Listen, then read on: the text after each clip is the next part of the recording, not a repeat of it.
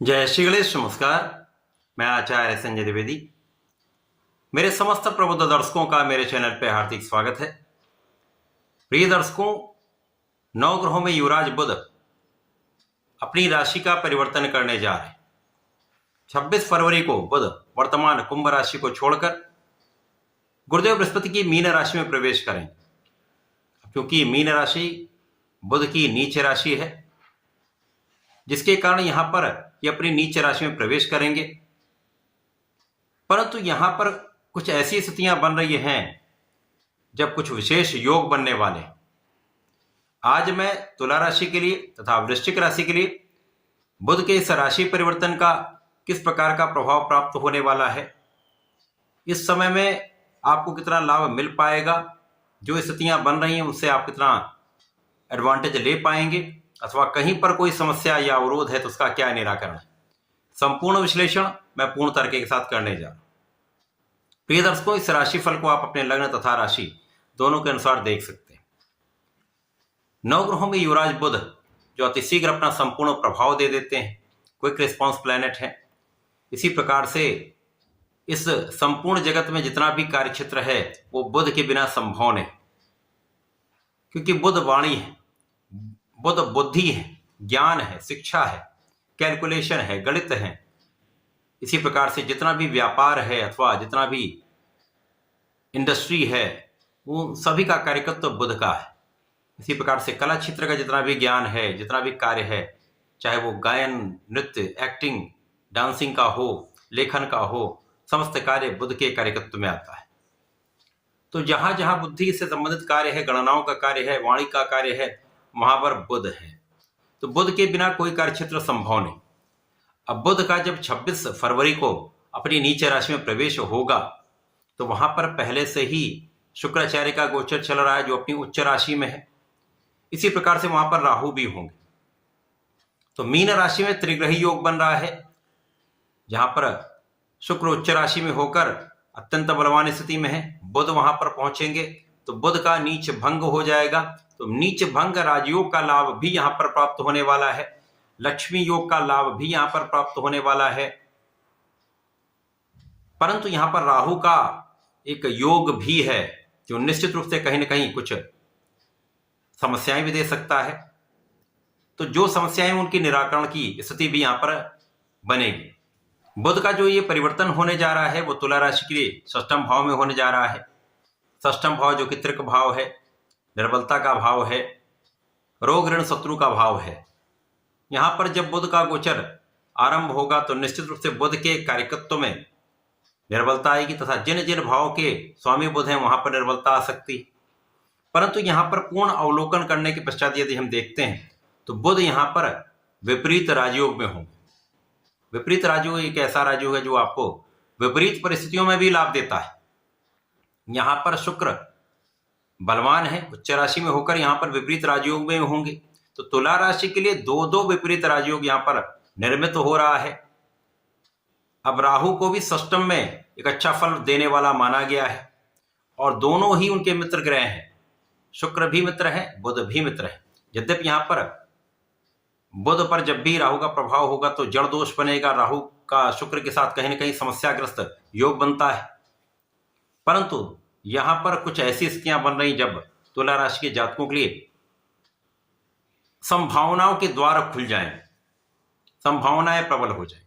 यहां पर निश्चित रूप से जो जातक नौकरी के लिए प्रयास कर रहे हैं उनके लिए इस समय संपूर्ण लाभ का योग है। नौकरी मिलेगी, नए कार्य क्षेत्र में जा सकते हैं, अथवा कहीं पर नौकरी कर रहे हैं, आप नए अवसर चाह रहे हैं, 100% मिलेगा।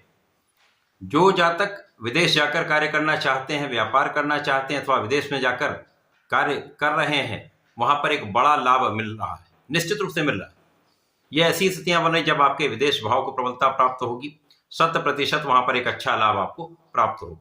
ये पद का भी लाभ होगा, ये धन का भी लाभ।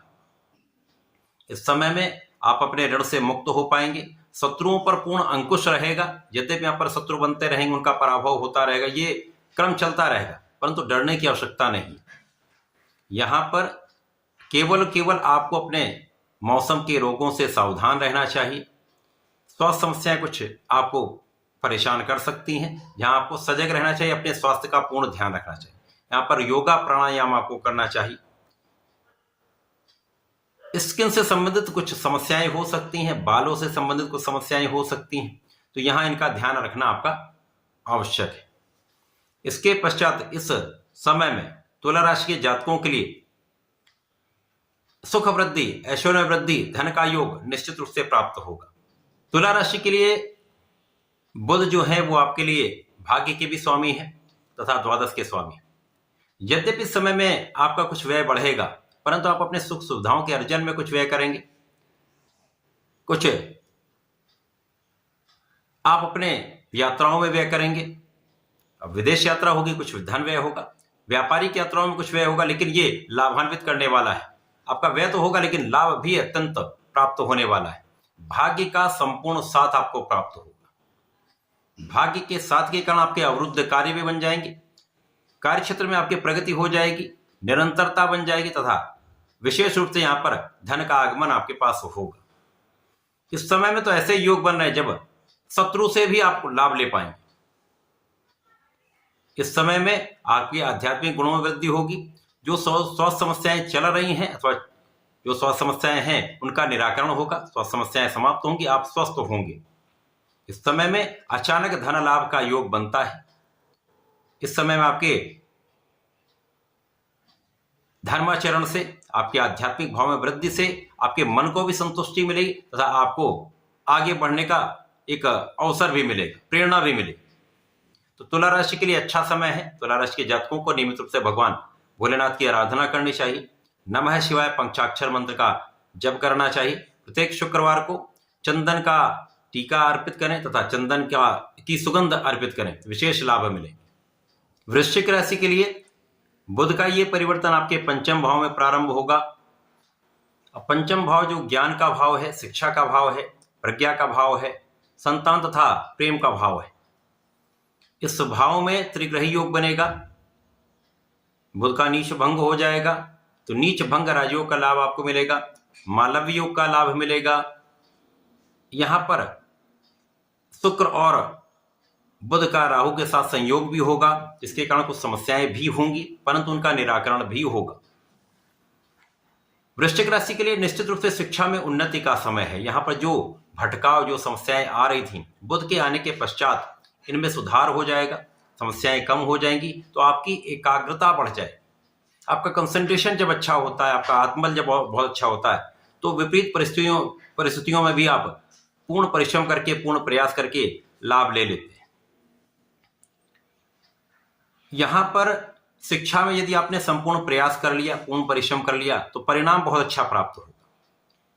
परंतु यहां पर भटकाव का योग निश्चित रूप से बनेगा, क्योंकि बुद्धि जब जड़ होगी, प्रेम संबंध के कारक प्रेम के भाव में होंगे, राहु के साथ होंगे, तो यहां पर प्रेम संबंधों के कारण अपयश का योग बनता है।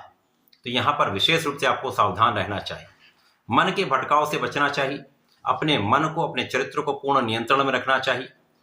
यदि आप ऐसा कर लेते तो इस समय में राहु और बुध का जो विशेष योग बनता है, जो आपको बहुत कुशागर बनाता है, आपके एनालिटिकल एबिलिटीज को बढ़ाता है, साथ ही साथ आपके कूटनीतिक भाव को प्रबल करता है, इससे आप अपने समस्त क्षेत्रों में लाभ लेने वाले।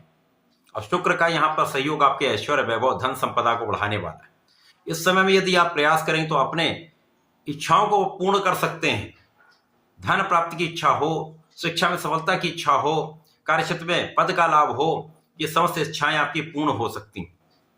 केवल आपको अपने मन पर नियंत्रण रखकर पूर्ण कॉन्फिडेंस के साथ अपने कार्य क्षेत्र में लगे रहना, अपने पढ़ाई के क्षेत्र में लगे रहना, अपने व्यापार में लगे रहना है, भटकाव से बचना। केवल इस समय में आपको सोच विचार कर कार्य करना चाहिए।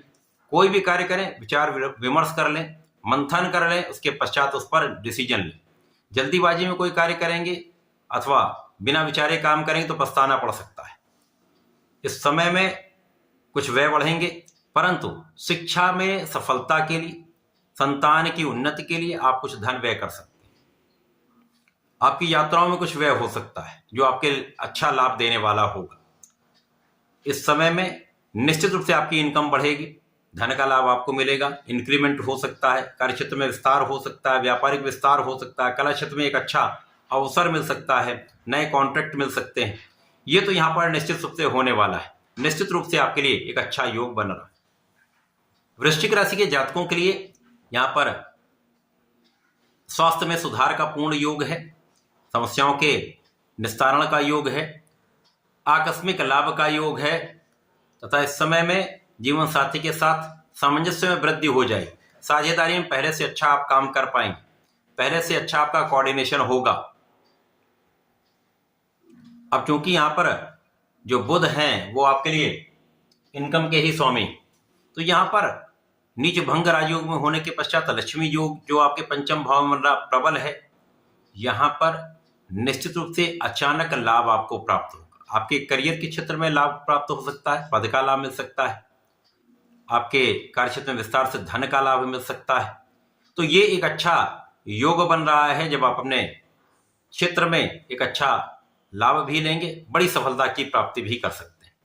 केवल मन को नियंत्रित करना है, चरित्र पर नियंत्रण रखना है तथा भटकाव से बचना है। वृश्चिक राशि के जातकों को इस पूरे समय में नियमित रूप से भगवान संकट मोचन की शरण में रहना चाहिए।